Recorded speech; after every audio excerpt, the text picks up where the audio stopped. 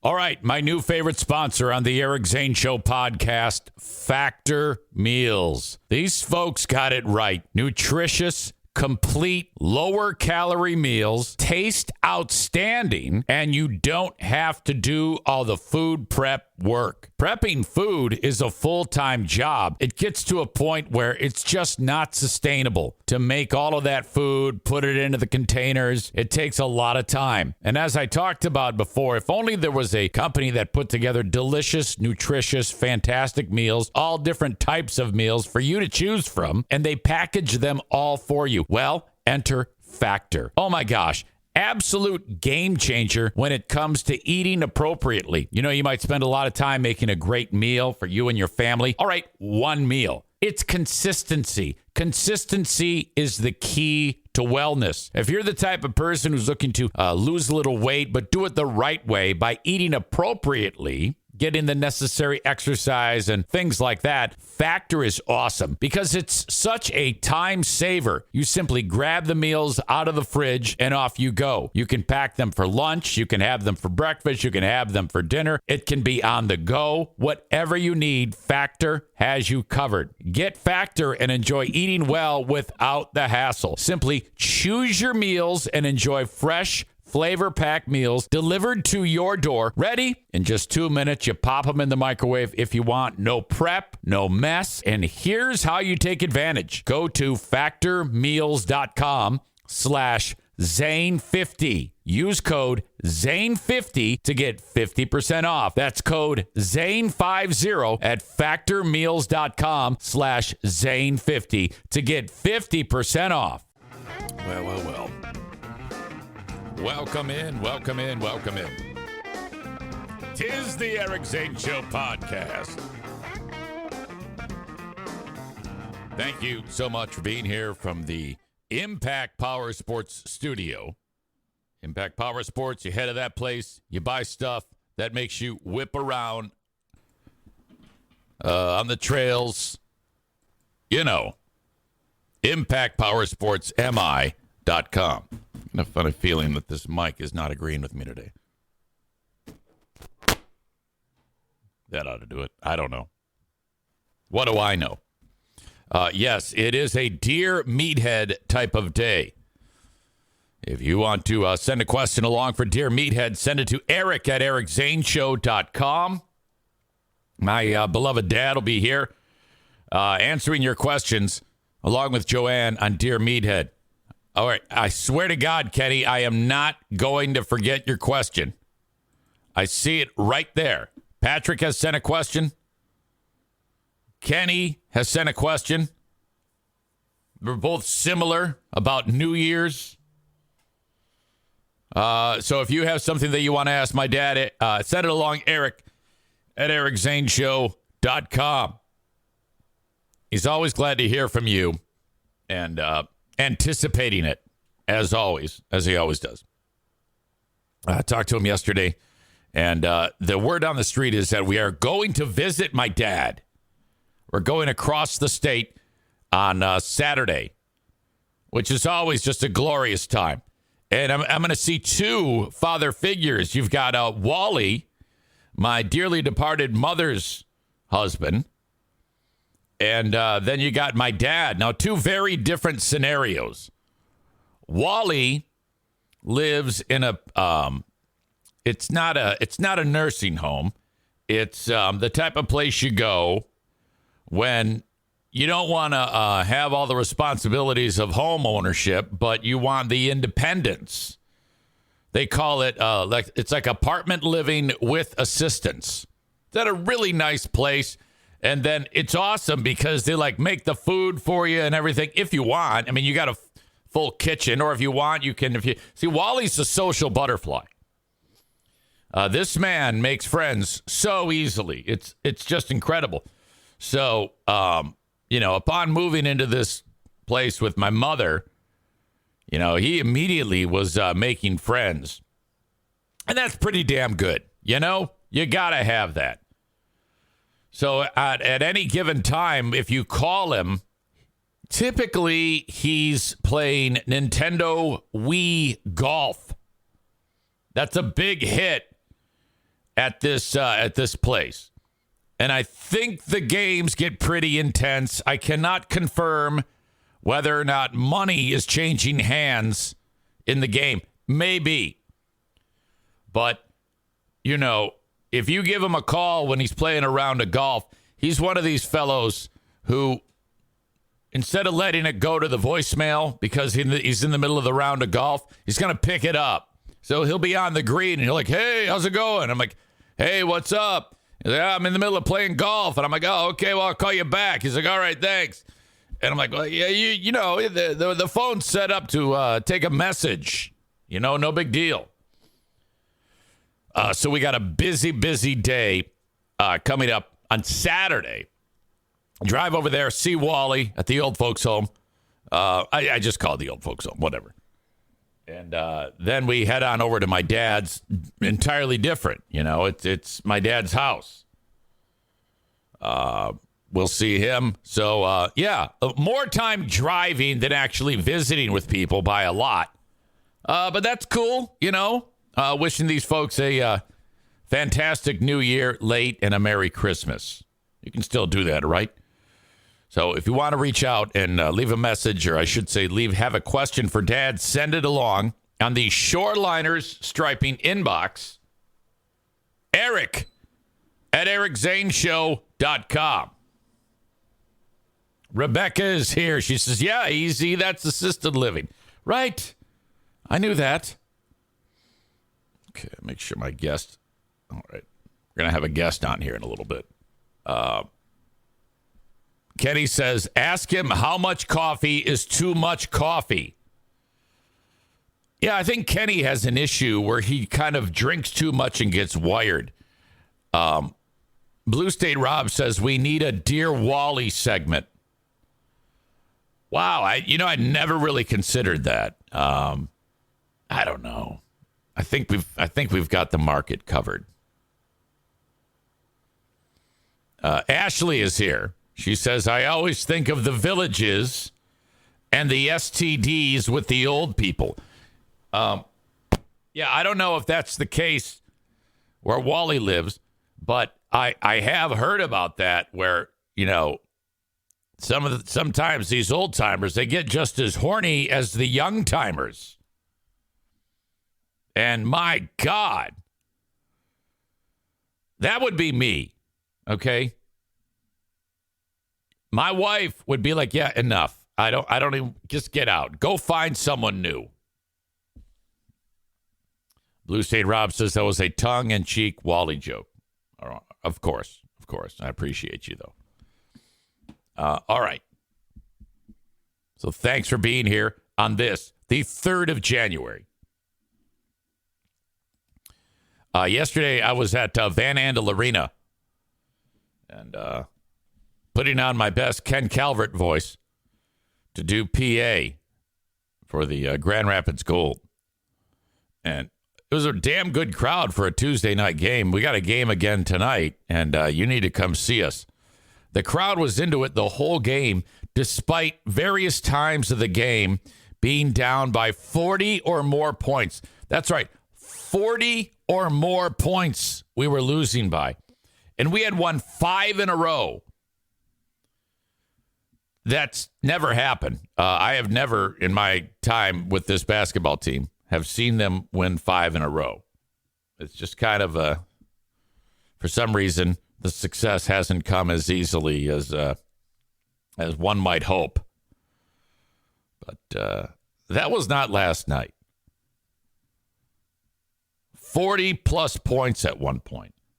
My God, they had the other team is from Birmingham, Alabama. They had almost 50 points at the end of the first quarter, which if you average that out, you know, if they maintained that pace, they would score nearly 200 points in the game. My God. As it turns out, I think they scored north of 140. It was really, really bizarre. We couldn't hit the side of a barn. It was really, really bad. But they'll go at it again. Blue State Rob says, They came for the shot clock counter. By the way, tomorrow is a big day. Tomorrow is the 5-year anniversary. My 5-year Fireversary from BBL. And this is an important one, probably as important as the firing from Free Beer and Hot Wings, which in February, that will be 8 years. Oh, God. The 5-year Fireverse. Whoops. What the hell? I think I just lost my mic. Hang on. Something's going on here. Check. Okay. For a second there, I thought my mic was gone. Yeah. So the 5-year Fireversary from WBBL, which that was January 4, 2019. Part of me wants to just get into that timeline now since I brought it up. I think I will. Leading up to it is more ridiculous. I guess I could do it tomorrow too, but who gives a shit? Oh my God. This was this firing on January 4th, 2019 is what led directly to this podcast. Because there was Friday, January 4th, and then Saturday, January 5th, and then the evening of Sunday, January 6th, 2019, is when I was in this room talking into a cell phone doing the first ever Eric Zane Show podcast titled A New Hope. Absolute pile of garbage show. But then I did it like the day after. That would be January 7th. And then and it wasn't any set time. It wasn't first thing in the morning back then. But about 2, 3, 4 days into it, I said, you know what? I think I'm going to try to do this every single day and do a daily podcast and actually earn a living doing it. I had zero idea really what I was going to do. But Big Dick Donnie Veltman was the first guy to come out of the woodwork and say, hey, EZ, I'll give you money and you talk about my comedy shows. Like, all right, that sounds good. Rick from TC Paintball quickly followed suit. Rick, to this day, is still a major player on the Eric Zane Show podcast with TC Paintball. God bless him. Big Dick Donnie went belly up in the comedy business. Right at about the same time that Michael Rappaport publicly threatened to kick his ass. Blue State Rob says, whatever happened to Big Dick Donnie? I don't know. Amanda says he sold the bowling alley up in Howard City. I do know that. Kenny says, well, check on Big Dick Donnie. I have numerous times. Big Dick Donnie divorced the world because he was in for 10 large to Rappaport. I don't know why the fuck he did that. I mean, I like Don. He's one of these guys that when the world came crashing down for whatever reason, he just decided that he wasn't going to talk to anyone on the planet. I don't even know what the fuck happened. I just reached out to say, hey, dude, you should probably pay Rappaport. At one time, I said, why don't you just send him like a couple $100 of the 10 large that you owe him and say, I'm working on it. At least that would be a good faith showing. I don't know what the fuck happened to Donnie, but I know that Rappaport wants to kick his ass, but holy shit. I might have to bust out that video later on of Rappaport threatening to beat up Don if he doesn't pay him. Tyler Kerr says, back when we had nighttime streams complete with Eric pounding Bush NAs. Yeah, that was so dumb. I drink these Bush NAs and then I'd have to pee like all night. Amanda says, want me to go? Hey, want me to go knock on his door? Hey. No. Leave him alone. Blue State Rob says, it sounds like he's a little embarrassed. Maureen says, I have a brother-in-law who hates WBBL for firing you. He hasn't listened to that station since. I told him about your podcast. He knows Mike Ball, fellow Little Debbie guy. Yeah, the old BBL days. Ben and I were clueless. And I can't believe I was so naive. Leading up to my firing, I accidentally eavesdropped on a conversation between Tony Gates and Michelle McCormick. They didn't know that, and I found this out by accident, that each of these studios, you can push a button, the aux button, as it's known, and you can hear what's going. It's almost like a network. You can hear what's going on in another studio. And nobody knew this. And by the time I figured it out, so I figured it out, and then the reason why I was tipped off that they might be talking about Ben and I, their door on their studio was closed. That is tipping me off that they're talking about me, because the door on their studio is never closed, ever. So that told me, they're talking about something that they don't want anybody to hear. So then I immediately went into the studio, pushed that button, and sure enough, they are talking about Ben and I. And they indicate that our time is up. And they're having a conversation about it. And I don't think Ben was there to witness this, but I sure was. Even though I had that information, which was probably a week before we got fired, for some reason, I convinced myself that Ben and I were not getting fired. And I don't know if that's the optimism in me or what, or I'm just thick-skulled. Probably that. The only other piece of information that we had was that there was a big meeting on Friday, January 4th, the afternoon of Friday, January 4th. All staff meeting with a big announcement. Blue State Rob says you probably just blew it off as gossip. I know it happens in radio, probably happens everywhere. Yeah, I guess. This I did know. There was a big meeting, and Ben and I were convinced. We were convinced that they were going to make WBBL a rock station or something like that. And Ben and I were going to be the cornerstone. Ben and Eric Zane show with Ben, kicking ass and taking names on the Rocker 107.3. Well, some of that was true. Some of that was true. There was a format. BBL was, in fact, changing the format.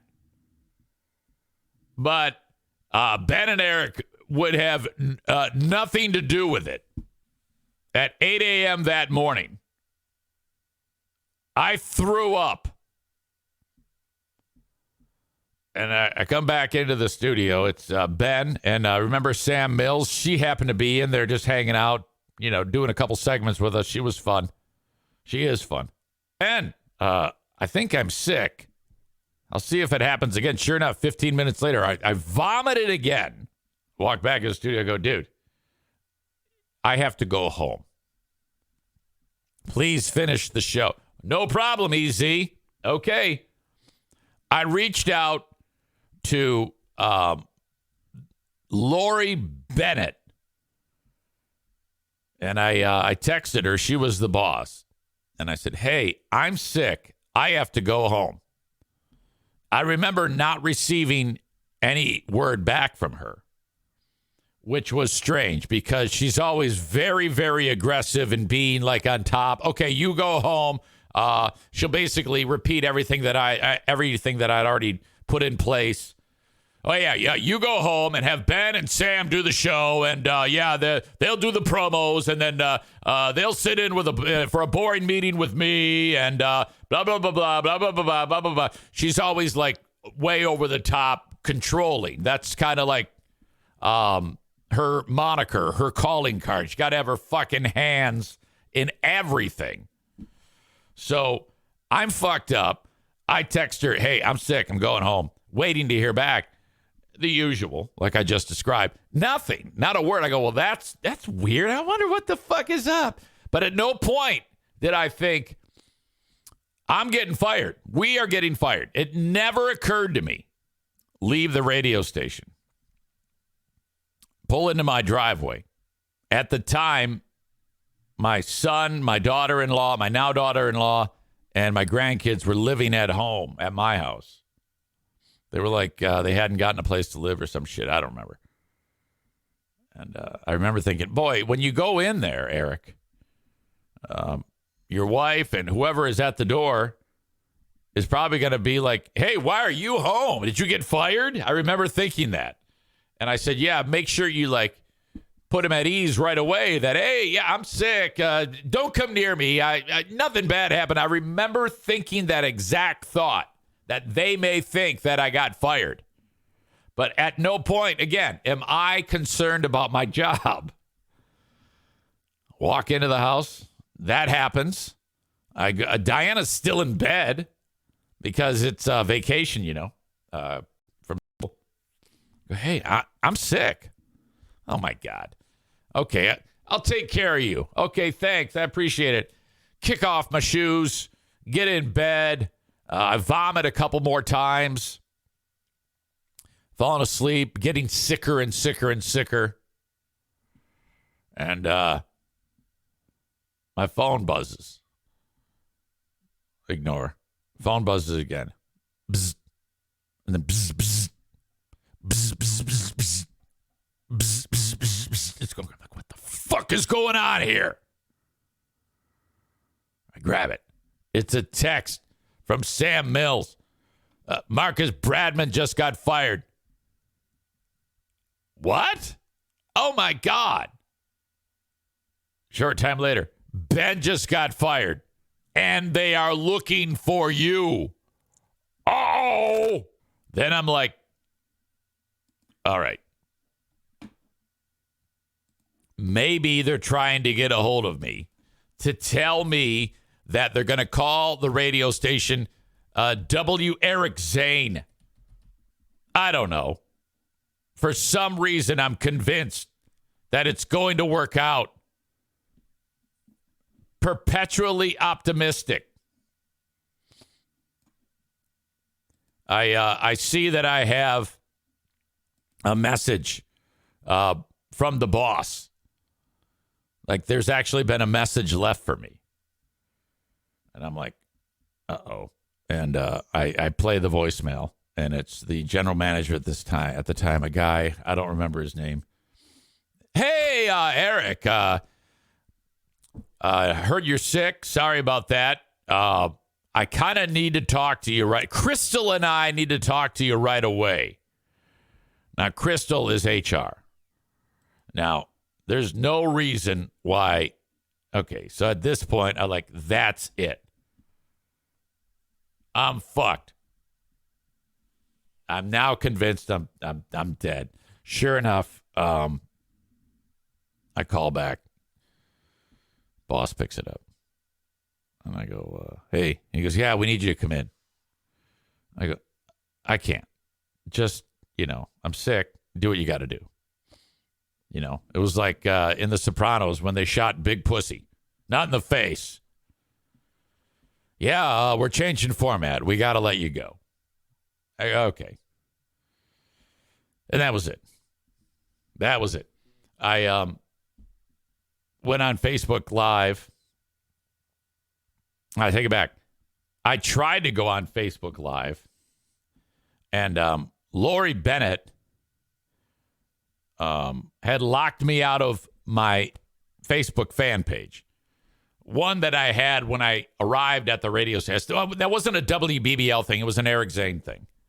But for some reason, months earlier, I presume she knew what was up. She made me make her the admin.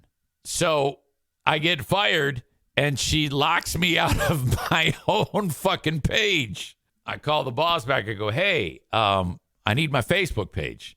She locked me out of my own page. She can't do that. That's my lifeline to the audience. I have to have my Facebook page. Oh, I'll see what I can do. And I know what that means. I had to go and get my lawyer to threaten them to make that happen. I was so pissed off about that. That put into motion my completely detesting Lori Bennett. Now, she was a pain in the ass to work for her. Everybody hated her, but we got along well enough. She's my boss, you know? But once that happened, I was like, fuck you. This took significant time to finally get her to undo what she had done. Put me back in charge of mine and take herself off of it. And then no one said, hey, it's done. It's all set now. They just let me figure it out on my own, these fucking assholes.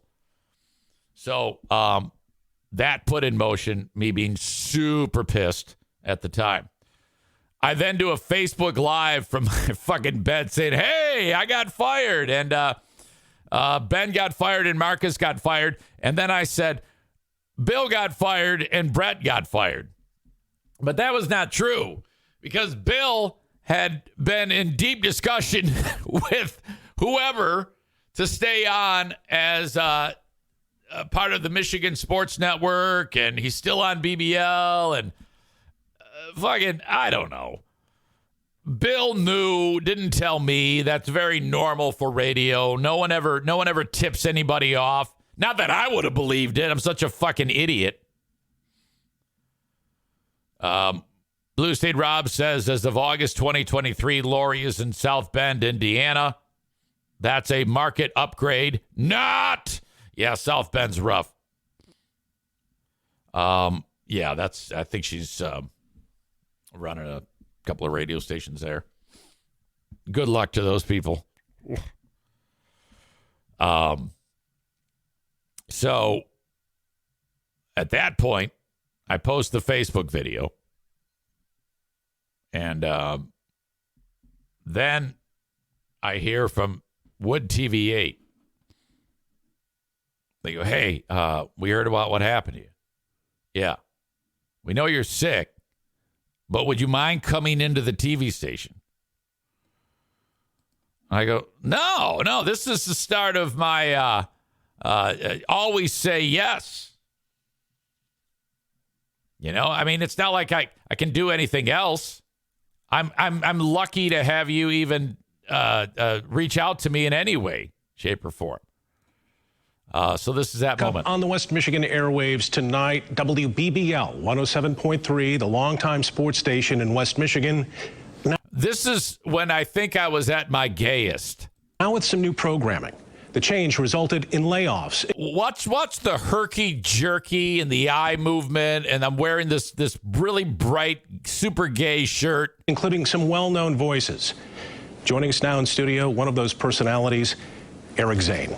Eric, thanks for coming in tonight. The pleasure's mine. Thank you for having me. Any inkling this was coming? Look at that skinny fuck. How did you find out?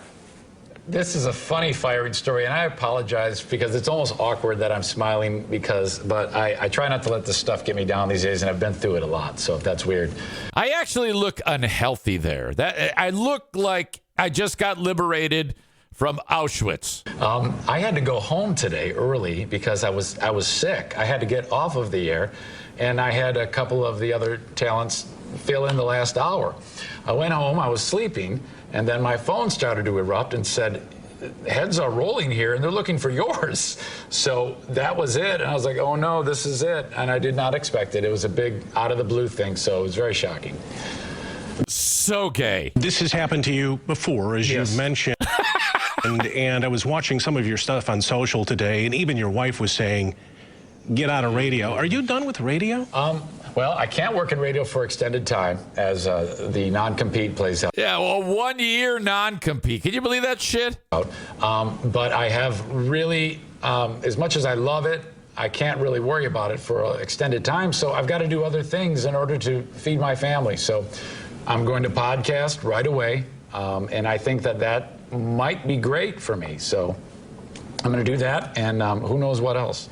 I've got to. Now, I said that might be great for me. I had no fucking idea.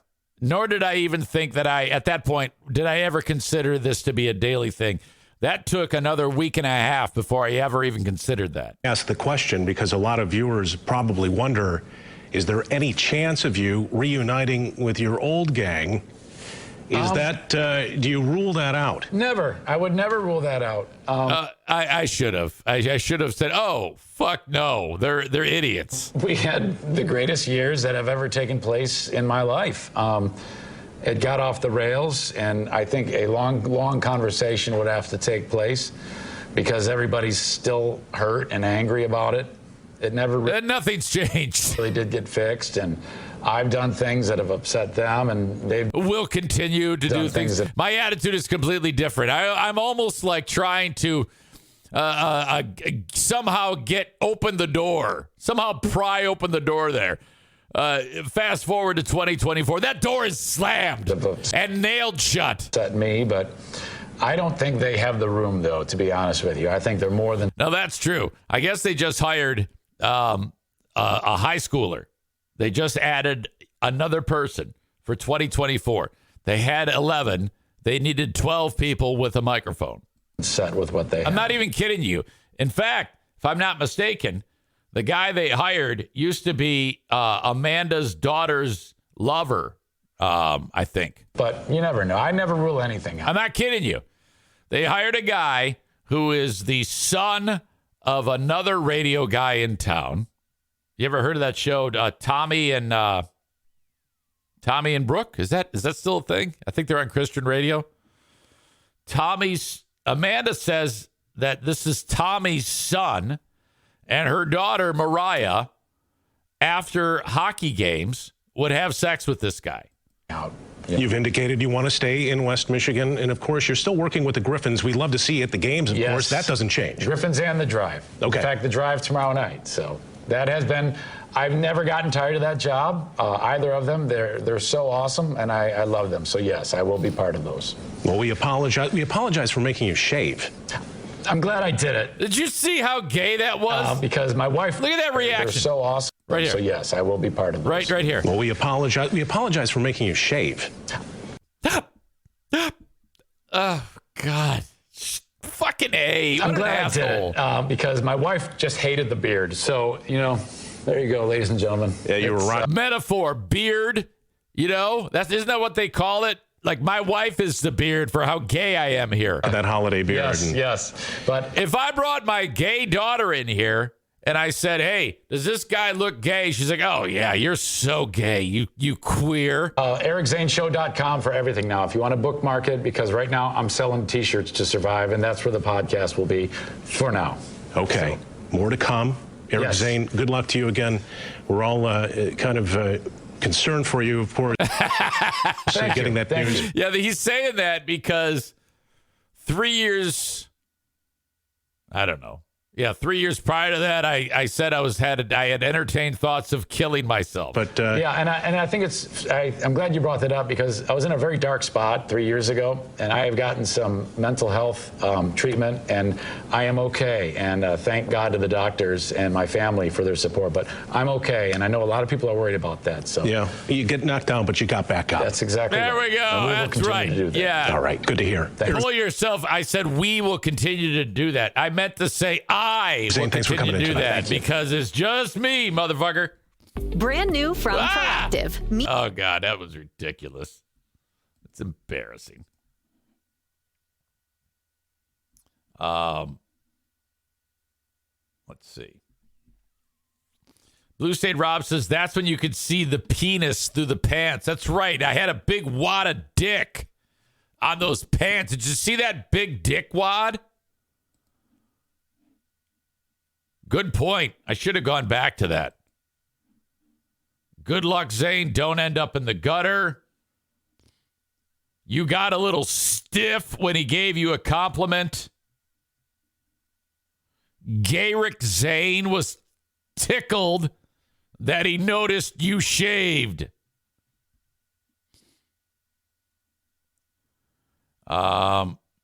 Let's see. Patrick says this is awesome in hindsight. Thank you, Patrick. Blue State Rob says you look younger now. I look, like a prisoner of war. Corey says, I can understand if you quit having a non-compete, but how can they fire you and say you can't work for a year? Yeah, that's a typically what it's supposed to be is if you get fired, I think you would like agree to it when you sign up. It's really weird. I think if you challenge it, you can win, but no one ever does because the other competing company won't hire you if you have a non-compete. That's generally the way it is. I don't know. Kent described me as jolly Eric Zane.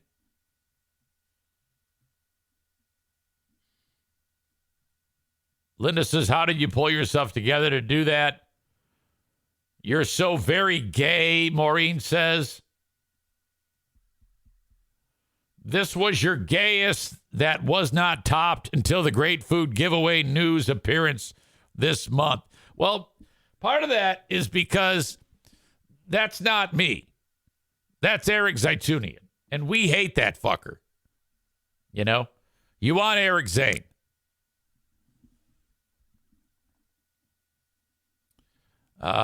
Amanda says that the new dude on Free Beer and Hot Wings is 24. Oh, okay. All right. And Amanda says that her daughter did not have sex with that guy, but she had sex with the brother of the new guy. Okay, cool. Wycon Rob describes our pals Free Beer and Hot Wings as the next Bob and Tom. She dated his brother Casey, but I know that whole family. Blue State Rob says, was this in between scissoring her teammates during hockey games, Amanda?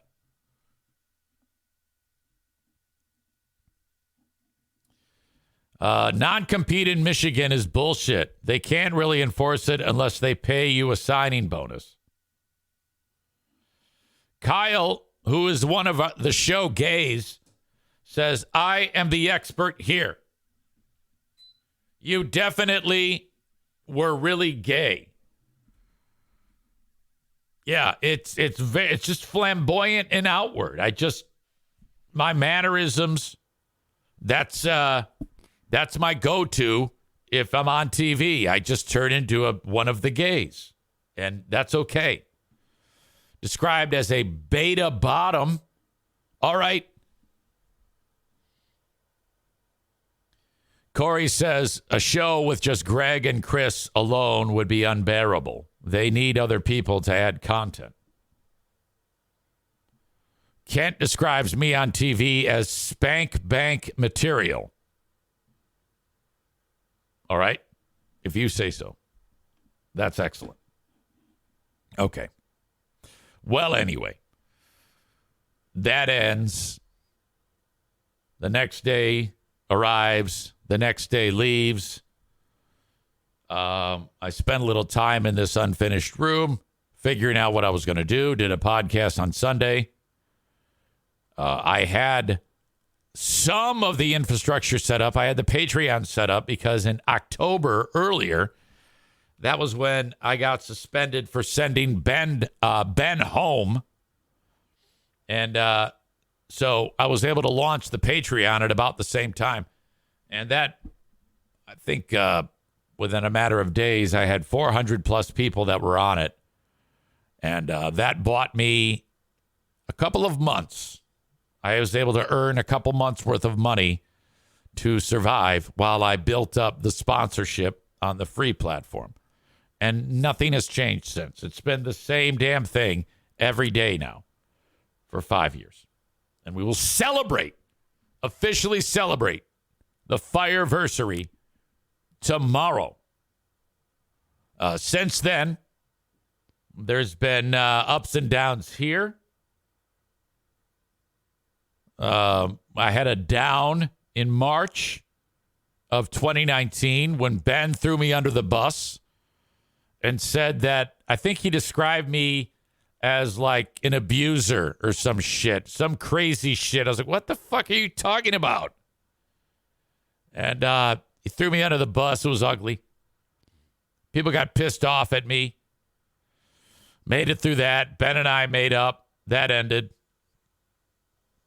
Then there was the great Zaniac, what do I call it? The great Zaniac Exodus? The great Zaniac something? When a bunch, I think it was like half a dozen people who helped build this studio, they like turned on me and everything went to shit. And it was just the stupidest thing in the world. They had gotten so aggressively, they had become fans so aggressively with coming over to my house and just being fucking weirdos, and I had had enough. And it blew up.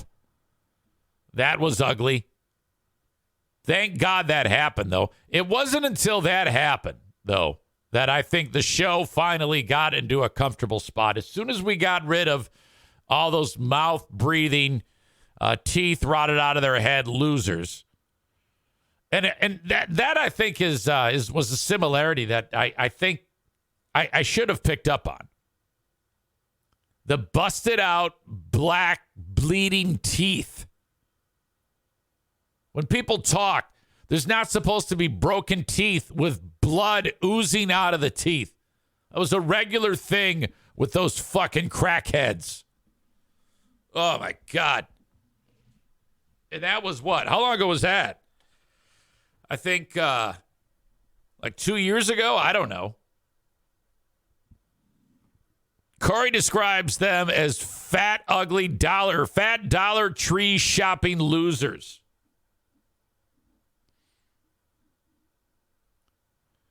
Can't mention the Ben reconciliation without mentioning the Troy Finn home meltdown. Oh, yeah, that cock.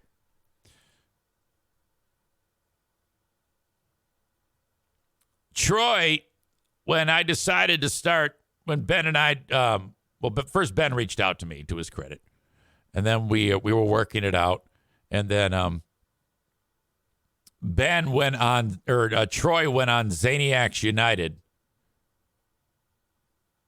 and he put a picture of Ben up there, and he called him a snowflake, which was for some reason one of those triggering words for Ben. He hated that, so Troy knew that, and though here I am trying to mend the relationship.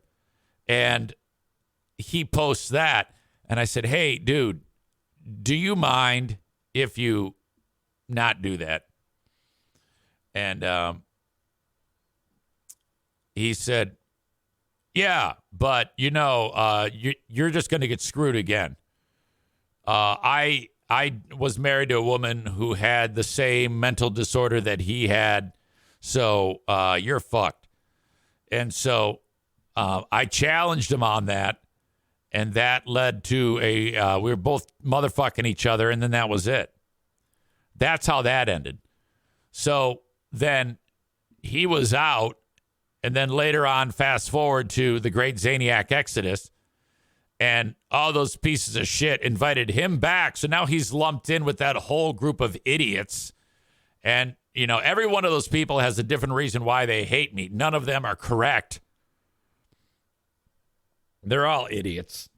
I'm glad. I wish them nothing but the worst. Nothing but the worst. I hope nothing positive happens to you for the rest of your days. I hope you turn around negative. Turn around negative. You are all stalking psychopaths and assholes. All right. Kenny says, didn't he say you'll never learn, will you? Yep, that's exact. Thank you for reminding me. All right. Where was I? I got to get to my dad coming up at 9. If you have a question for Dad on Dear Meathead, I have 1, 2, and 2 of them are the same. Let's see. I don't have a ton. It's always difficult for me. I don't like writing them myself. It feels cheap when I do that. So I've got Rob V with a question. Kenny and Patrick have pretty much the same question. That's all I got. Sometimes I have to kind of stop down and say, hey, if you could rack your brain, what's going on in your life, and give me a question. Just kind of put him into the scenario. How would he react? What could he give you advice on whatever this is? So just keep that in mind. Eric at ericzaneshow.com. All right. The open and live stream of this show. I'll get to that in a second, actually. Thank you if you're watching the show on Facebook, X, or YouTube.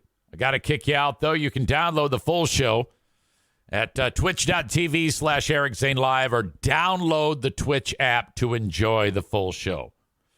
Audio podcast, wherever you download shows. Patreon podcast, patreon.com/Eric Zane. Sign up for 7 days free. Thank you, thank you, thank you. Facebook and Twitch brought to you by Irvine's Auto Repair, Grand Rapids Hybrid and EV. X brought to you by Blue Frost IT. The open and live stream brought to you by Tag Accounting. TagCPA.net is the website. When it comes to getting your taxes done, have Tag do it for you. That's Troy Ginzer. Troy Allen Ginzer, I think. Tag Accounting and Tax Services. Reach out to him, Troy at tagcpa.net or call 616-301-9516. If it's just for your personal taxes, Troy can handle that from no matter where you are in the United States. Also specializes in payroll client services, client access, tax client access services, child tax information. All that stuff is important and can help you. A+ rating on the Better Business Bureau. Thank you so much. Tag Accounting. From anywhere in the United States, you can take advantage of Tag Accounting. All right.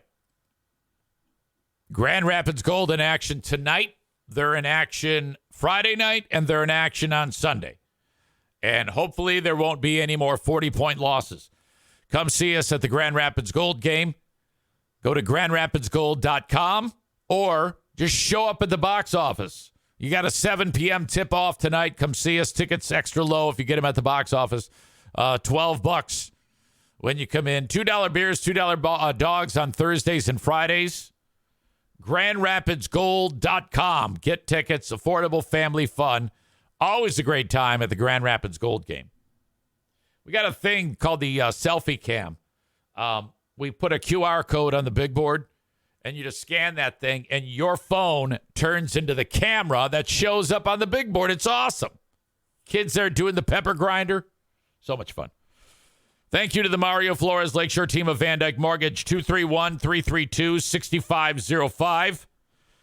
Get your mortgage from Mario today, whether it's your first, your 10th, maybe it's a refi, get money out of your home, whatever it may be. NMLS number 3035 for the Mario Flores Lakeshore team of Van Dyke Mortgage. Mario can get you into your mortgage today.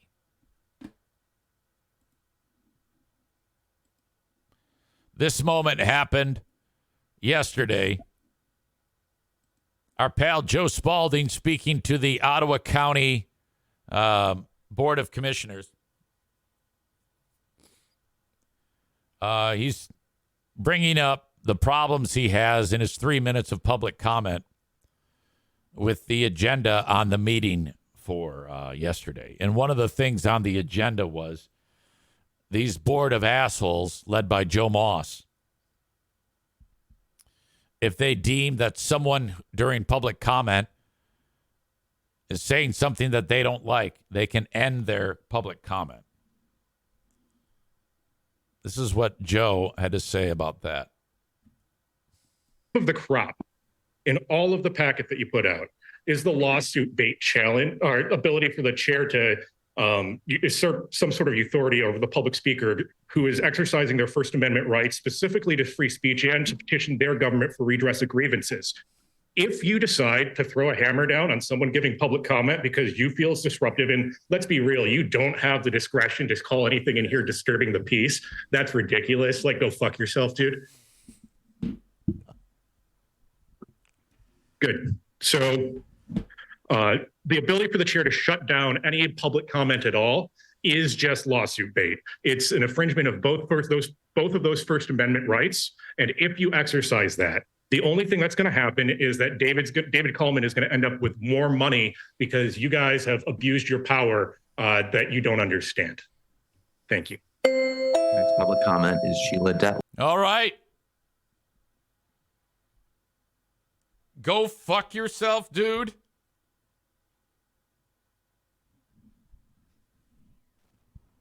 How's it going, Easy? Yo, Joe, what's happening? Good morning. Good morning. Okay, I just got done playing the clip when you broke down that they were discussing the possibility of being able to interrupt people and say, all right, we don't like this, we're going to shut it down. That's right. Yeah, so yesterday morning I was planning on heading in, and one of the interesting things about living in a community for 30 years is sometimes you get funny emails. I got an email in the morning from my high school debate coach who said, Joe, you need to read the packet. Okay. So I read the packet for the meeting, and there are a few things that were pretty upsetting. But one of those things like had my name written on it, and it's this arbitrary and capricious change in the rules that allows the chair to just drop the hammer and stop the conversation in the middle of somebody's public comment. Which, like, that's an abuse of authority. But as someone who pays taxes here, what I see is another baited lawsuit. Like, they'll do it, and then they'll get sued, and then they'll lose because the First Amendment says it's dumb.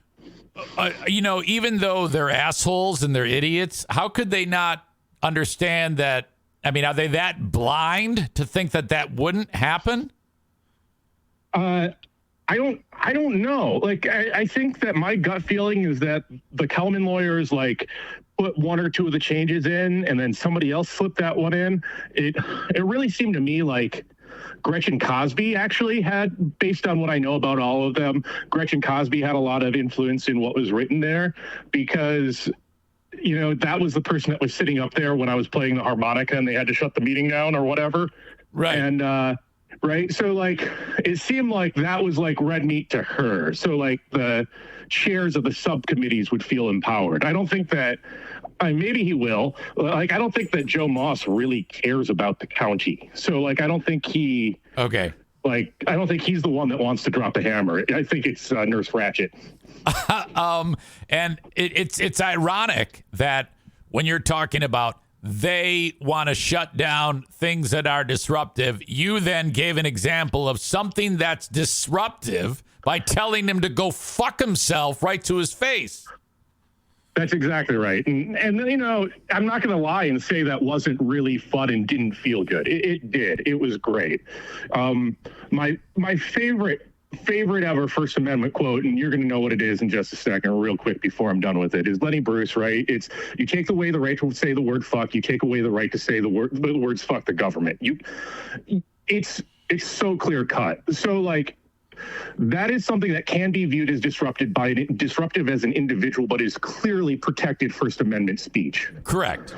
Yes. So that's why I chose to use it. It's not the first time that this happened. There's other video of me giving public comment one other time using the F word, because in Ann Arbor a couple years ago in 2021, there's a local celebrity over there. His name is Violin Monster. He wears a werewolf mask on the street and plays violin. I don't know. It's an interesting personality. I like the guy.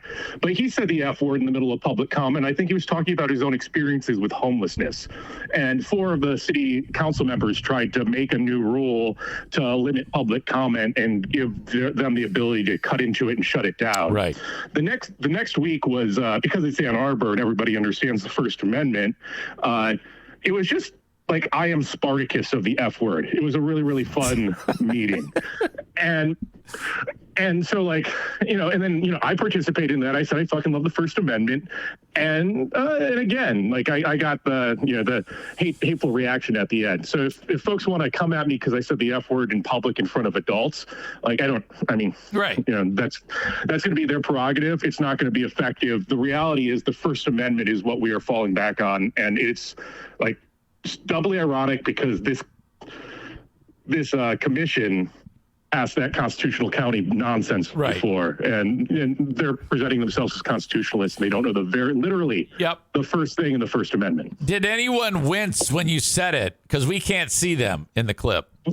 Yeah, I couldn't see it, but like I heard audible wincing from both our side and their side, but not a lot, just a little bit, like the type of reaction that you would expect folks that have lived in this community their entire life have when they hear that instead of like God bless America or whatever it is people say instead of swearing. You have a person that does a parody account of you. That to me means you're doing a great job. You have some guy who after I posted it on Twitter said that you must be happy because you're on a Failed Radio Guys podcast. So you and I both got it. To me, whenever I see that, that means you're getting to them. And I don't know who the person is, but somebody posted back at it. They call themselves Mo Spaulding or something. You've got a parody account. Congratulations.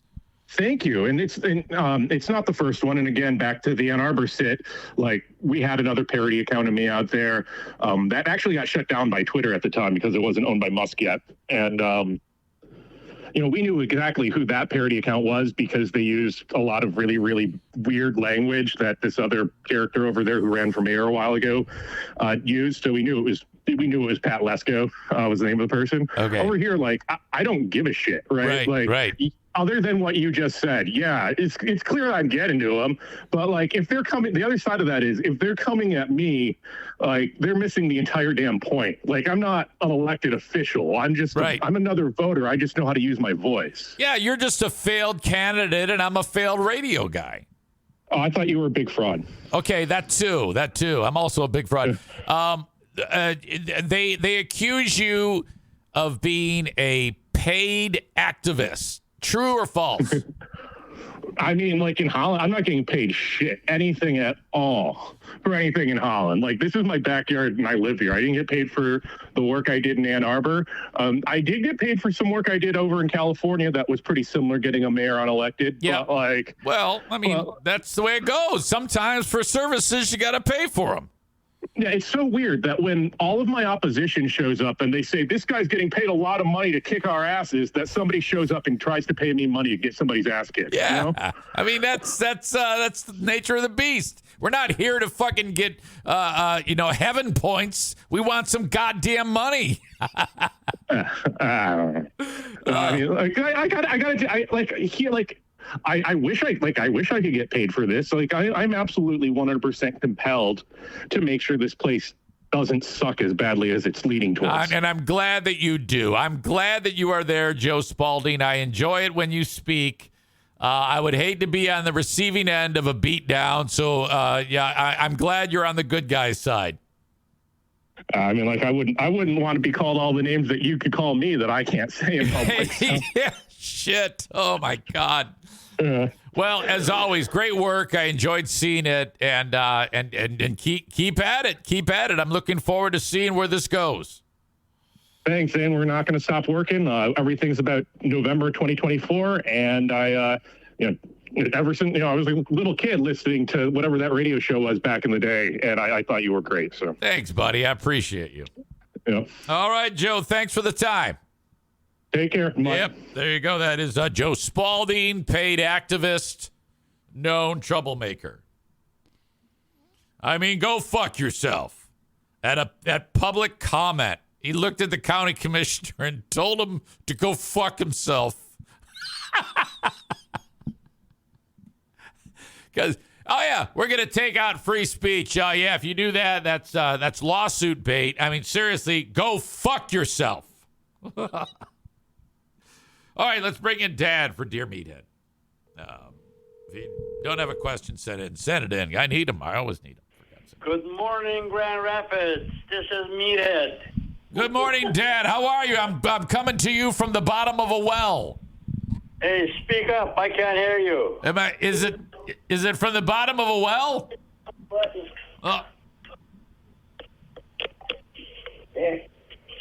Are we on now? Yeah, we've been on. Does it sound better?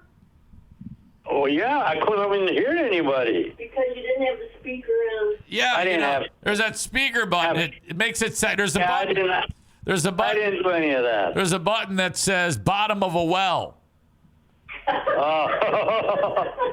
Well, thanks a lot.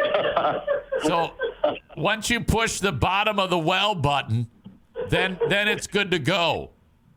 Oh my God. This is a new world. I don't know anything about this. Hey, that's okay. You're doing fine. You're doing fine. You know. Hey, we're coming to visit. You are? Yeah, we're gonna be there Saturday, Dad. All right. Yeah, that's gonna be a good time. Yeah, make sure I'm awake. Who's coming? For now, it's just Eric and Diana. I'm trying to get Madison to join us. It's always Come on, Madison, get going. Yeah, it's always difficult to get everybody on the same page. You know how it is. Well, we'll be glad to see you. Well, we're going to be here. We're happy to have you. Of course. Well, anyway, Merry Christmas, Happy New Year, all that fun stuff. Yeah, same to you. Let's get after it. I have a question here from the multi-talented Kenny, who has a problem because, well, he thinks he has a problem because he thinks he might be getting too much coffee into his system. All right? And he wants to know how much coffee is too much coffee, in your opinion, Dad? Well, I can't give you a whole lot of information there because I'm not a coffee drinker. You drink 1 cup. 1 cup a day. Well, there you go. Maybe just 1 cup a day is all that he needs. 1 cup a day. That's good. You know, kind of just to get jump-started. Well, I don't think a lot of coffee is a good thing. Green tea is good. Yeah. Tea is good. Yes. Green tea is great. I've heard excellent things about green tea. Yeah, you can get some caffeine too, I guess, from that, or perhaps just. Yeah, but I don't see any common sense in drinking coffee. Period. Well, then why do you? Yeah, yeah. Wait a minute here. You drink 1 cup every day. Yeah, I don't have to. Well, then I'm going to quit making it. You know, she says she's going to quit making it. Well, hey, that's fine. Oh, I wouldn't do that. I gotta have at least 1 or 2 a day. But that's okay. You do what you want to do. But I don't have any desire to drink coffee.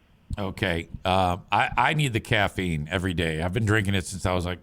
That's good. I mean, if that's what you want, that's all right. All right. Very good. Well, excellent. Kenny also asked this question. Do either of you, when the new year comes, people do something called a New Year's resolution where they I don't know, maybe they'll exercise or eat right or pick up leaves every day? What is, have you ever had a New Year's resolution?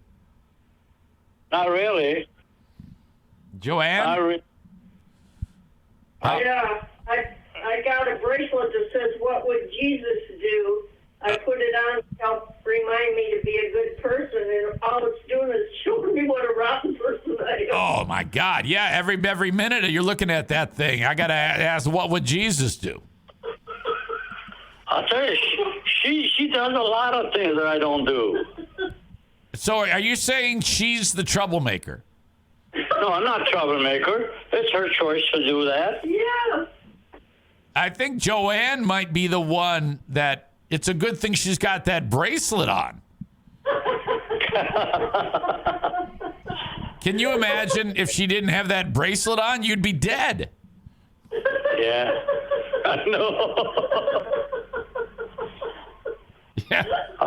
I don't have a lot of issues, and Okay, so you don't have like, no. I mean, it's not like you have to lose weight. It's not like you have to quit drinking. You already did that. I mean, that's a big one. yeah, I don't have any of that. Do you remember when you used to drink alcohol? Oh, I drank alcohol, all right. I know it. Do you recall that? Not really. Okay, all right. So you couldn't tell me like sometimes when people quit like something like alcohol, they get like cravings, or they want to drink, or they're tempted to go back and like have a drink.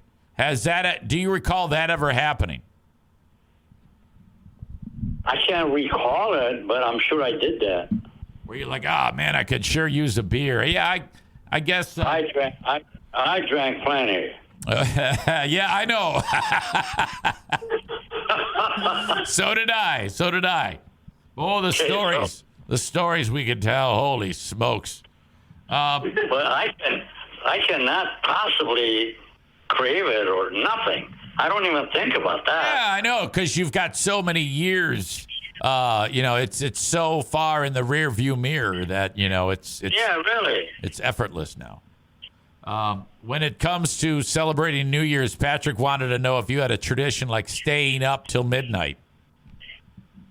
We used to up until last year. Yeah, up to last year we used to, but yeah, I don't put any kind of value on it. Yeah, go to bed. I did the same thing. I was in bed by 10 o'clock. Yeah. Yeah. Totally. I'm on the same page. Let's okay, listen to this one. Brian writes this. Good morning, Meathead and Joanne. Good morning, Brian, to you. He says, I have a friend who is very strange. When he's behind closed doors, he is one person. Very funny, swears a lot, but is funny.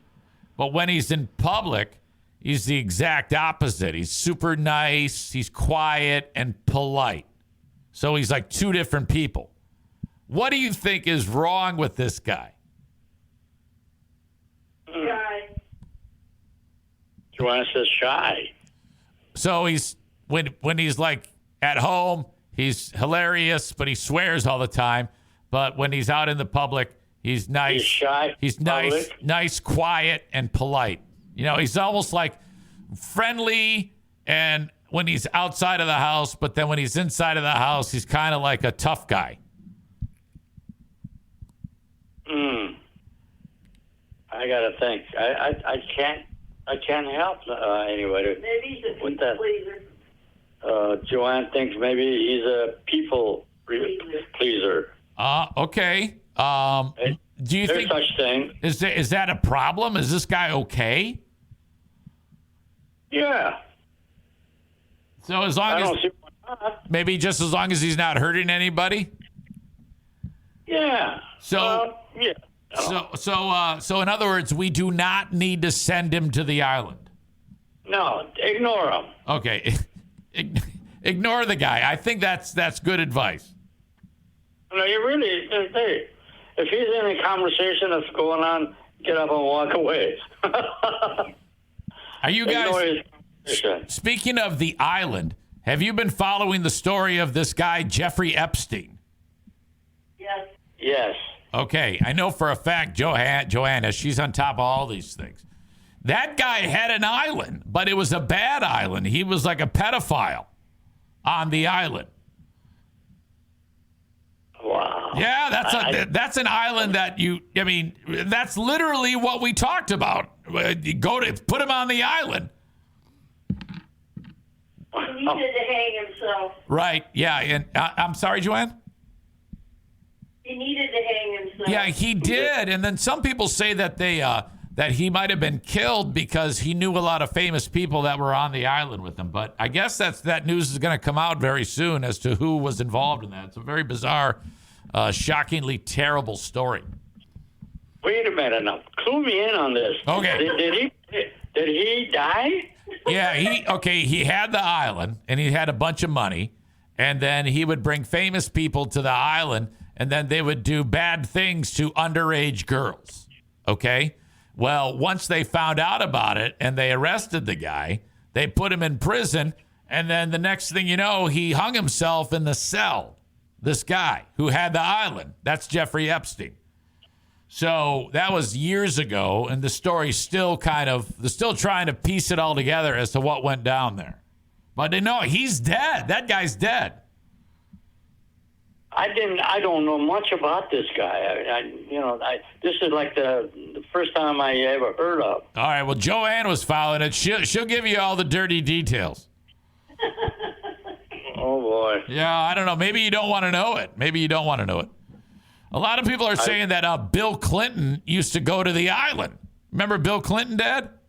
Oh, yeah. Okay. All right. All right. There is an upcoming presidential election in November. I'm not going to get into yet who you're voting for, but just be advised that that's coming. The whole campaign thing is heating up for this coming year. But a lot of people are talking about Trump and Biden and who's going to win that. I'm really thinking there's something wrong with my mentality.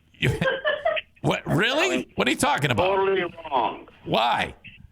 Because I'm not into him. Oh. I don't want to even hear about him. No, I would say you're very normal. A lot of people are sick of the talk. I don't pay attention. I don't listen. If Joe Brown is going to be in my head of whatever, well, let him be, I think that's an enviable position to be in, because not having a care in the world is something that I think more people should adopt, that, because they get so, I like to listen to the information out there, but that's about it. I'm not going to make that as my analogy, All right. So I got it. Very good. I got nothing more for you guys. Do you have anything that you want to say to people as the new year gets started? Here we are, January 3rd. Well, I have one thing to say, which is probably very common. I am so elated to have you folks actually think that I am or I have some important things to talk about. Because I just don't. No, yes, you do. Are you kidding me? It's your lovable nature that makes you you and Joanne are just irresistible. Well, thank you. Okay. God bless you. All right, much love. Thank you again, and I'll talk to you sometime between now and when we come see you on Saturday. And thank you so much for you making my day start just right. Yes. That and 2 cups of coffee or 1 cup of coffee or whatever. Yeah. In fact, I haven't had a cup yet. There you go. Have I? You have? Okay, she said you did. No, she says I have had coffee already. You haven't had it. Oh, I haven't had it. Thank God she's there. Thank God she's there.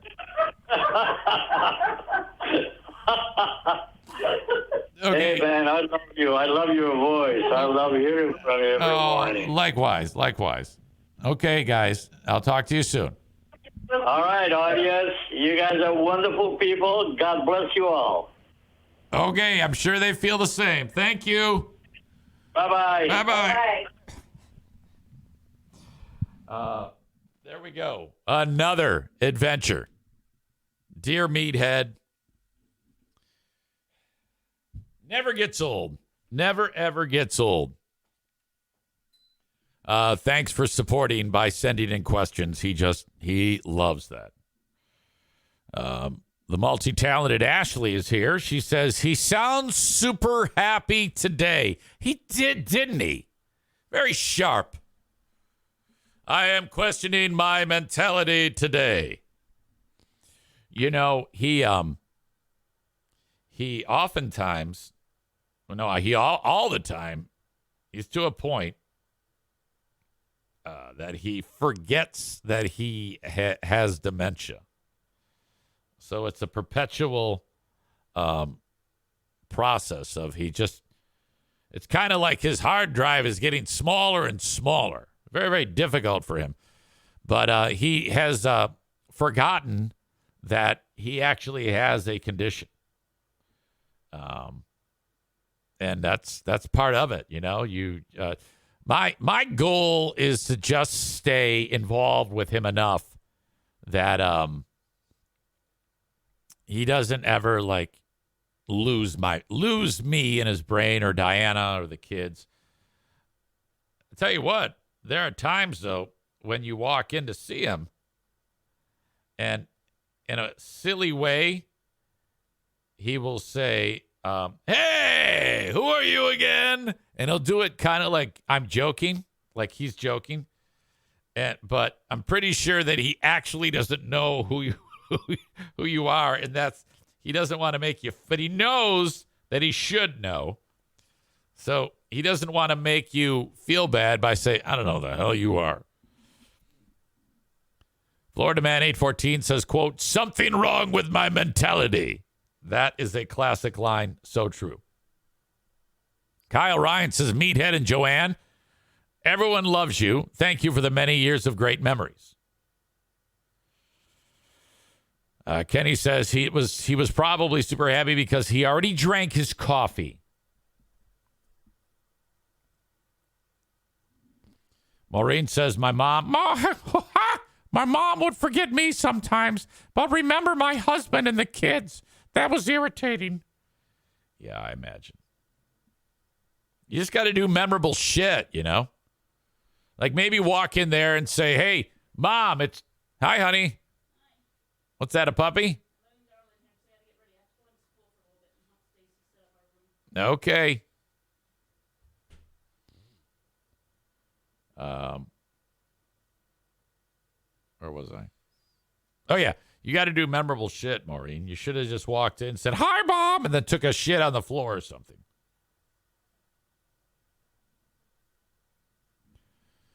Let's see. Chris says, fuck BetterHelp. They're not a sponsor. Call Meathead. I think they were a sponsor at one point. I get those come across my desk all the time. Hey, will you do ads for this, that, and the other thing? Yeah, sure. I don't give a shit. Just pay me.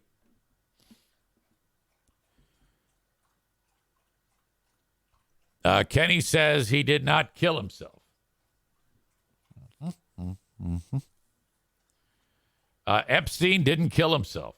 Clinton killed him. Yeah, I don't know if I believe those conspiracy theories. I guess it's possible. Put it this way. If someone did kill him, I can see why they killed him.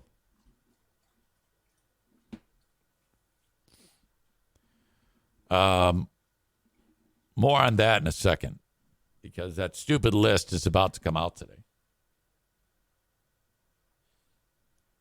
Actually, let's just get into that. So people are waiting for, I think it's today, that they're going to release this trove of documents that will have names mentioned. Now, if anybody's suspecting that it's going to be like one page, and on the top of the paper, it says, dudes who had sex with young girls on the island. And then it's just 150 names. That's not true. That's not what's going to be. It's literally thousands of pages of documents of people that have had some type of involvement with Jeffrey Epstein. Not known as whether it's for sinister reasons or for other reasons. Virginia Giuffre, one of the women who was trafficked on the island, was able to work her magic and finally get these documents released. What I don't understand, and somebody asked the question on the Today Show today, but they didn't really give, the person who they were talking to didn't really give an answer. Why in the legal realm, when Giuffre was trying to get justice to have justice win out in that whole process. Why in God's name did they make it so that those names were redacted in the first place? Well, I don't understand why you have to seal a document. All right, I might have a problem here. I've got a dog who does not want to be in here. So I'm putting you on high alert that if she continues this, she either thinks mom is in the other room and has to go with her. So that's why she's staring at the door right now. Or she's got to go to the bathroom. Either way, I can't be doing this show with little Darla squealing away. Honey, come here. Hold on a second. Come here, Peanut. Okay, this is what I'm going to do. I'm going to take a short break, and I'm going to go take her outside, see if she has to go potty. Let's knock that one out. Okay? So I want you to stay right there, and I'll be back with you, okay? Stand by. Don't go anywhere. That was annoying. She did not go. And so I just then put her in a little kennel, which I said to Pooh Bear, I go, oh, yeah, maybe next time just drop her off in the kennel there. Kind of fucked me up. That's okay. We'll get through it.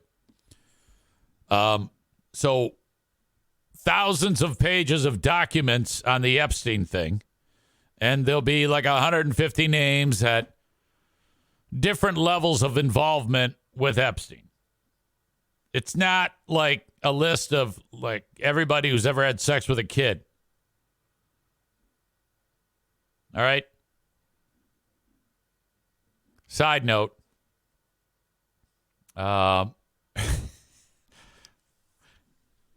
Before I get into that, this is worth talking about. Hurricane Ashley just got a puppy. And this happens from time to time where a person gets a dog and then a situation changes for one reason or another. And the decision is made that the dog may be better in another home. I think that's going on there. I'm not entirely sure, but she wrote, guys, I got a puppy. Does anybody want it? He's an adorable black dog that's part lab and part like poodle. What are those called? Labradoodles? Blackadoodles? Doodle blacks? Pabradors? I don't know. But I saw the dog. I saw a picture of the dog. And it's got these enormous paws. And they're really spectacular. This dog is great. Ducky is the name of the dog. She says it's a Labradoodle, but all lab. I don't know what that means. So if anybody wants the damn dog, you got to reach out to her. I don't know if it's free. I don't think it's free because I think she just paid a ton of money. Rich says, did she steal it? And that's entirely possible. Because you know that's what she does. She's a dog thief. You know? Ben Glaze says, that almost happened to me since our two dogs didn't get along, but we had to barricade our place down the middle. I remember that, and they got along. It is a free dog. You get a free dog that I think has some significant... I think she paid a lot of money for the dog. I'm pretty sure in the thousands range. You know how it is these days. Anything doodle. I mean, even if the dog is a complete pile of shit, it's going to cost you thousands if you throw doodle on it. Like Bruce right there. If I just said... he's a French-a-doodle. it'd be his value would go from like nothing to $90,000. So whatever you have in life, dog related, throw the word doodle on the end of it, and its value goes up. Like if you said this is a poodle doodle, it's, $1 million. Ashley says the dog is in good hands right now. It's not an emergency. We are fine. I do think he's going to be pretty big, though. He shouldn't shed. His parents were about 50 pounds or so big, a big lab and a standard poodle. He's a black man dog.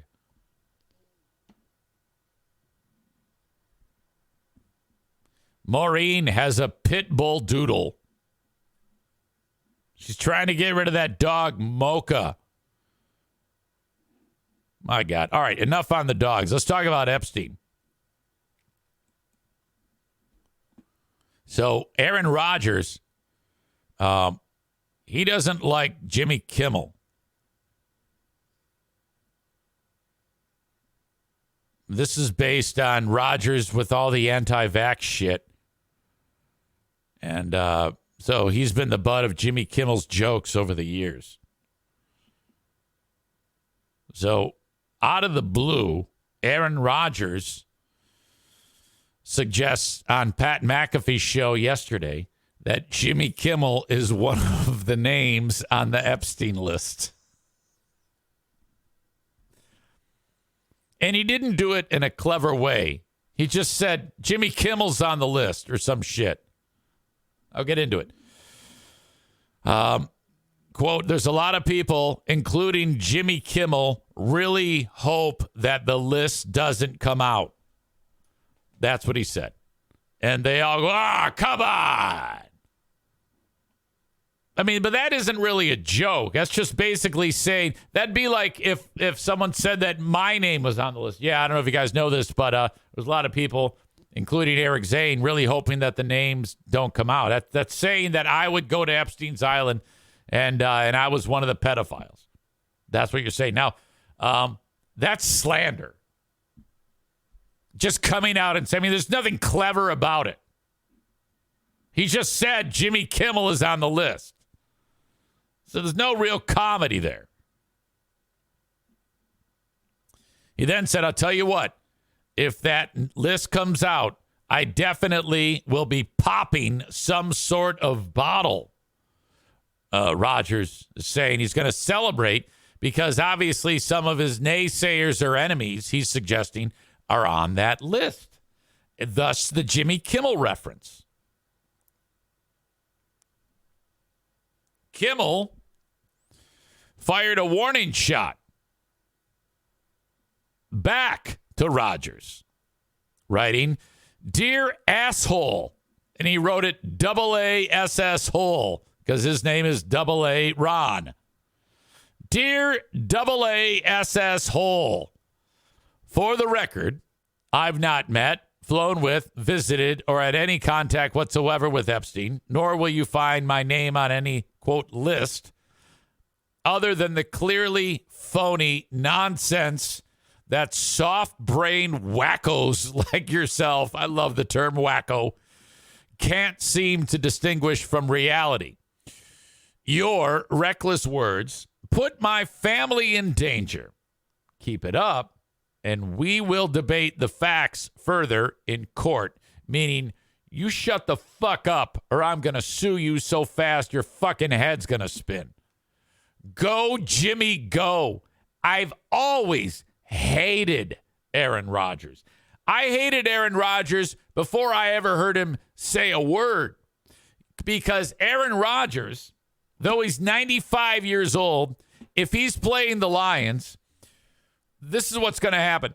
The pocket's going to collapse around him. He's going to step 3 steps forward and then tuck the ball and run for 11 when he needs 10. Run for 16 when he needs 15. Or dump a pass to some asshole and we lose. So I hated that fucker for a long time before I heard him open his mouth. And as soon as he opened his mouth and we got a little snapshot into his fucked up brain, I was like, now I want him dead. Fuck this guy. Back in March, Kimmel mocked Rodgers for discussing the Epstein list and UFOs during a February appearance on the Pat McAfee show. During that March clip, Rodgers said, "Did you hear about the Epstein client list to be released? There's some files that have some names on it that might be getting released pretty soon." Kimmel played the clip of Rodgers on his late night show saying, quote, "It might be time to revisit the concussion protocol, Aaron." He also referred to the quarterback as a tinfoil hatter. Now, he is a tinfoil hatter, but I don't know if it's for the reasons that Kimmel suggested. He's one of these idiot right-wing conspiracy theorist piece of shits. But I don't know if Aaron Rodgers saying, "Hey, did you hear there's a client list?" That's all that he had to say. And then Kimmel said, "Oh yeah, he's crazy," but it turns out he's right. So whatever. No big deal. Congratulations, you're right. There's a list. But to say that Jimmy Kimmel's on the list, you could get yourself in some trouble. He's actually should be thankful that that's all Kimmel did. I think typically you got to throw like a cease and desist before you and I guess that would be a cease and desist. I don't know if technically, but I think I might even have this clip. I guess I should have started with that, Mm-hmm. Bring it up, Foxy or somebody back there. Seats on it. Bring up Super Bowl 58. You'll see it. The emblems, put it on the screen. And then bring up 57 and 56. This has something to do with the Epstein list that came out? Feels like That's supposed to be coming out soon. By the way, if you're paying this guy this much money to be on the show, get him a goddamn mic. He's in his stupid wine cellar. Look, this guy's been waiting in his wine cellar. Yeah. I've been waiting in my wine cellar for this thing. A lot of people, including Jimmy Kimmel, are really hoping that doesn't. All right. Obviously, a clip from this particular program was run on Jimmy Kimmel's show whenever Aaron brought up the list, and then Jimmy mocked him for it. Mm-hmm. Aaron has not forgotten about that, but here we are sitting right in front of that nice bottle of scotch. Mm-hmm. What do you say? I'm waiting to celebrate something. Oh, yeah. He's been waiting That's for the one. They're getting ready to celebrate the list of pedophiles who had sex with little girls. 3 fucking meatheads are laughing about a list of sick, disgusting people who had sex with kids. Oh, this is great. Hey, I'll tell you. Okay, the guy on the one side is what the fuck is his name? Ethan Hawke, AJ Hawke. He never talks. He just sits there. That's his job, to sit there. He doesn't have a cell in his brain. Look at how straight his head is. Have you ever seen a more rectangular, fucked up looking head in your life? Look at these 3 pieces of shit meatheads. Is the popping the cork because there's a list? I mean, who gives a shit? So you were right that there's a list. Congratulations. And Jimmy Kimmel made fun of you that you thought there was a list. So what? But then you say Kimmel's name is on the list? That's different. Hey, what, if that list comes out, I definitely will be popping some sort of bottle. Hey, you've been calling for it for a few years now. Anyone else notice this? Oh, my God. All right. God, I don't know sometimes whether to like or hate McAfee. I've never been in between. It's fucking retarded. God damn. Tyler says, I was really disappointed when Aaron Rodgers did not sustain a more Theismann-like injury when he got hurt. Yeah, I'm with you. I was right there with you. Linda says, I hate that Hard Knocks made me like Rodgers this year. I said it. Yeah, You watch him on the football field, I guess he had some type of magnanimous approach to some of the younger players. And you know how Linda is. Linda is a soft-brained ninny herself, you know. All you need to basically do to make Linda's loins quiver is be good at sports or something sports related and talk. And then she falls in love. All right? You take anyone in sports and, you know, if you catch Linda's eye and then she hears you, she's just going to fall in love with you. That's why she fell in love with Nick Saban. Remarkable.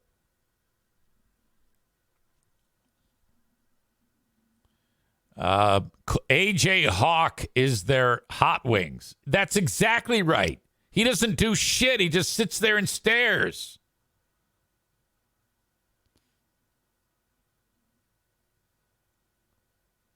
Tyler says, I guarantee that the Hard Knocks thing, he was fake as fuck because he knew he was mic'd up and on camera. Yeah, but that's all it takes for Linda to fall in love. I mean, seriously. She got a new boyfriend every day. Joe Martinez is here. He says he is a freaking joke. He doesn't know what the hell he's talking about. Maureen, the sister of Linda, laughs at soft brain ninny.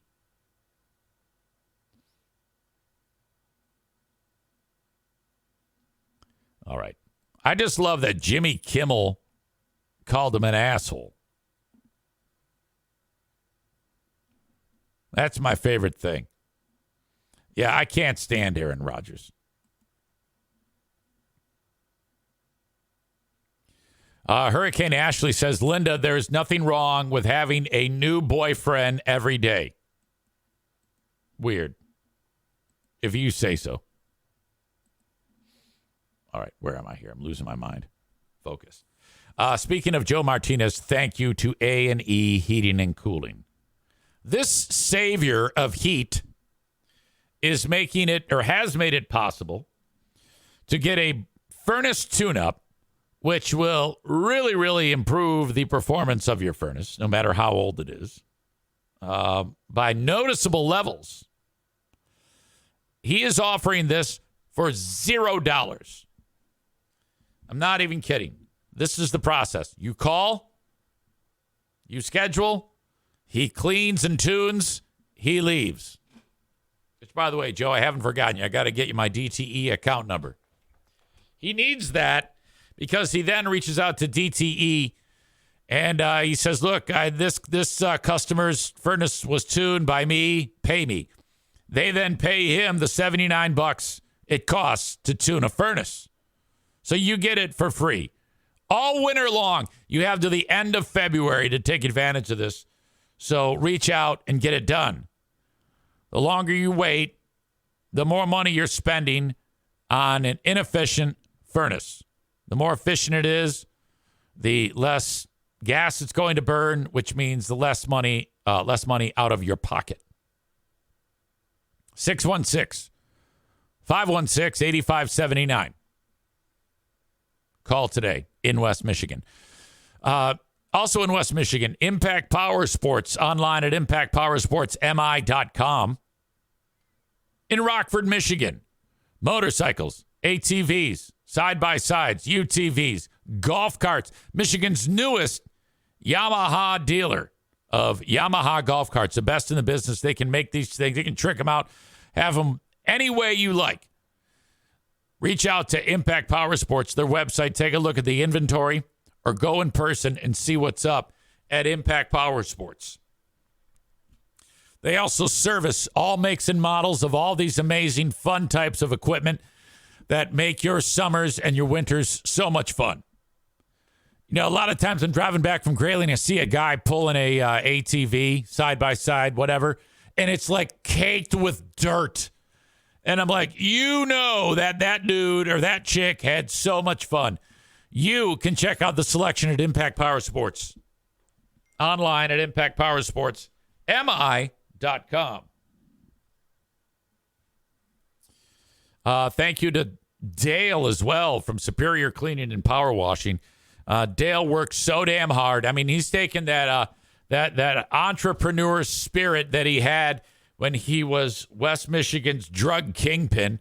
And after spending 22 years in the Michigan penal system, he took that energy and decided to live a clean life. And God bless him for it. He's been sober for years now. Thank Christ for that. And he built Superior Cleaning and Power Washing from the ground up. Cleaning janitorial services for restaurants, hood cleaning from a certified specialist. Also power washing and snow plowing. Superior Cleaning and Power Washing. Add snow plowing. 231-740-4098. That's 231-740-4098. Believe it or not, if the weather calls for it, he still will power wash. If not, wait till the spring. 231-740-4098. All right, where am I going here? Oh my God. A couple more radio stories or news stories I want to get to. I don't know why I said radio. I have a clip for you sent by, I think it's Chris D. That will make sense as to why Jim Harbaugh is the way he is.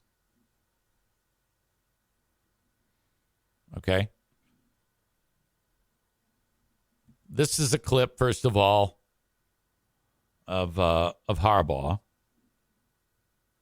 after the big game in which they beat Alabama. Brad Galley is the Channel 7 news reporter.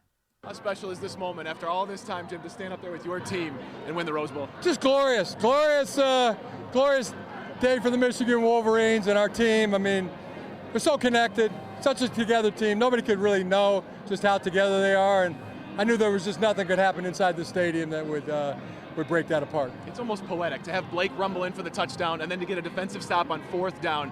I mean, that's a Harbaugh win. That's a Michigan win if there ever is one. How big is your smile? This guy, Brad Galley, is such an ass kisser. It's a glorious win, man. We're so excited. It's just awesome. What will your message be to these guys as you get into Houston for the national championship? Just so proud of them. Glorious win. We're getting on the plane. We'll go back to Ann Arbor. We'll get ready for that game in Houston. Congratulations. Thanks. How special is? No big deal. I play that, though, to set up this. If you ever wondered where all of the retardation comes from and how Jim Harbaugh got to be the flakiest oddball weirdo, we need look no further than this clip of Jim Harbaugh's mom and dad. First of all, look at this guy. This is like a time warp. Like, here's Harbaugh right here. Here's Jim. And look at the old man. It's him. Same reporter talking to these Harbaugh's mom and dad. You're going to want to punch the mom directly in the face. Your son talks about the two of you all the time. He's talked about this moment coming for this program for a long time. How do you put into words your emotions right now? Are you kidding me? They won! How do you put into words your emotions right now? Are you kidding me? They won! Oh. What's better than that? Oh. We have a thing in our family that we'll use for a long time. And it goes like this. Who's better than us? Nobody! I know you get tense during these games. I don't like these people at all. You on the edge of your seat throughout this one? Well, of course, we were yelling and screaming. That's what we're supposed to do. The game was. I've never been more of a fan of elder abuse in all my life than right now. Right before the long drive, Jackie decided that we should switch seats. Oh, my goodness. And I moved to her seat. She moved to mine. And I know that no one gives a shit about this story, but I'm going to give you all these details. Anyway, speaking of seats, my cousin used to work for the Gilmore Seat Company back in Topeka, Kansas. Topeka, Kansas, Kansas entered the Union back in 1855. I was 24 years old. I remember the day very well. this is the result that we get. All right, so you'll have to do I that. just hope that when I get old, I don't get old man voice. Okay, that's old man voice. I mean, I can do this to the day I die. As long as I don't talk, I get Clark again with yellow fucking teeth. Oh, my God. The national championship at a certain time, maybe a little earlier in that game. Yeah, for everybody's happiness. Thank you so much. Congratulations. Thank You you got so to see much. you. Thank you. Congratulations. Oh, yeah. No, you don't need to congratulate him. Your son's team won. God. Happy New Year. That's what it sounds like. Let's see. Rebecca says, "Oh God, that voice." Corey says, "Kill this woman. Hit her with a car." Tyler says you can actually hear Brad Galley's dick stiffening every time he talks to Harbaugh. Boy, that really drew out Joe Martinez. He's all over it now. He says, "Who's got it better than us? Nobody." Okay, great. Tyler says, "I've never wanted people to suffer a heart attack or a stroke before listening to these two speak." Joe Martinez says, "Because you're not a true Michigan fan." Okay. No, I'm not a fan of Michigan. Are you kidding me? No, I've never been a fan of Michigan. No, I take it back. When I was a little boy, when I was a child, I was. But then I grew up. All right. Kenny says they need to put in the assisted living home that Happy Gilmore's grandma was in. That's where they need to go. He refers to me as a flip-flopper. I think it's talking about me. Well, how? I haven't once said, "Yeah, Michigan rules." I wanted Michigan to beat Alabama, but that wasn't because I like Michigan. That was because Alabama cheated their way into the Final Four. I've said that many times. I've said I can't stand Harbaugh, and that's true. I said I like the players, and I still feel that way. I wanted them to beat Alabama because Alabama cheated their way in. They won. That's good. Do I want Michigan to beat Washington? Yeah, I do. Again, I like Corum. I like the quarterback who sucks now. Remember when Michigan was cheating every game? And he was like 25 out of 25 for 500 yards with 4 touchdowns. And I think, I was just looking at the stat sheet, J.J. McCarthy's stat line, since the cheating scandal broke, he's completed 6% of his passes. He's got 1 touchdown pass and 15 interceptions. He's passed for 46 yards in the last 5 games. So since they stopped cheating, he now is he's a less than average quarterback. He probably wouldn't be able to quarterback Muskegon High School. He stinks. Michigan has a strong defense and a good running game, so they're able to still kick everybody's ass. Now, will that persist against Washington? I hope so. I want Michigan to beat Washington. Tophus says she has more of an old man voice than he does. Mr. and Mrs. Strokebaugh. Did I ever tell you about the time that I switched seats with Mrs. Harbaugh here? Oh, that's a great story. We can do that one. Start from the beginning.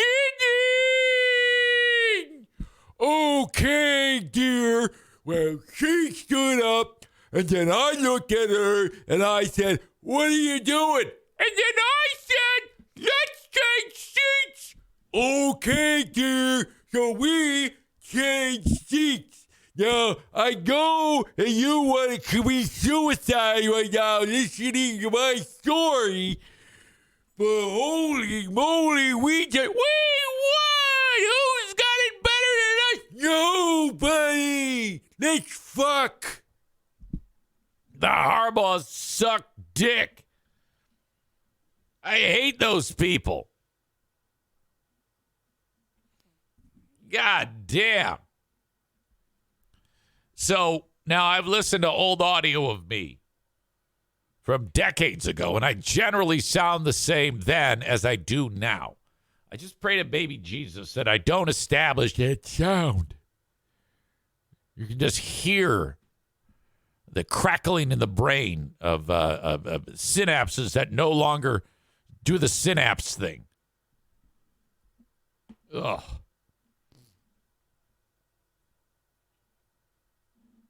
All right. That is the end of the discussion about the Harbaughs. That Brad Galley, he is a real piece of work. Jesus. Not exactly a impartial. I think he's just a big homer. I guess that makes sense. He's working for the local Detroit TV station, but God forbid if Michigan State ever gets success again. Is he going to be as much of a suck up to them? Which I don't know if that's ever going to happen again. They just brought in some coach who stinks, and they think they're going to. I think the only thing that they needed at Michigan State was they needed to determine that there wasn't like a vicious sexual appetite after the Mel Tugger bullshit. By the way, I think I hurt my voice doing my impression of Mr. and Mrs. Harbaugh. Thank you to Blue Frost IT. They are the managed IT service provider for the show. You can reach them at 616-200-8550 for any IT concerns or needs. They can help you every step of the way.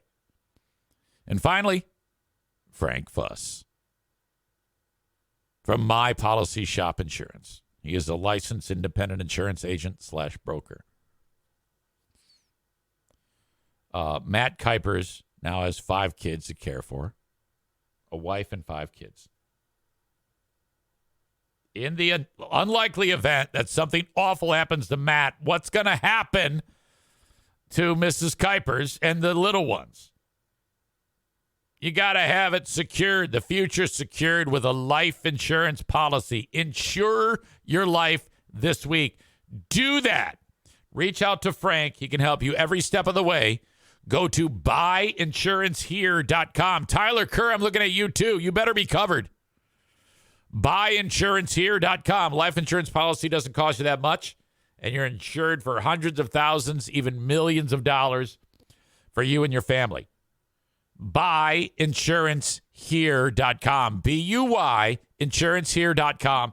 That is to get you started and get the information over to Frank. He will then schedule a phone call or come to your house, or you go to him, or you go out for coffee, whatever it is. Zoom. Buyinsurancehere.com. That is the website.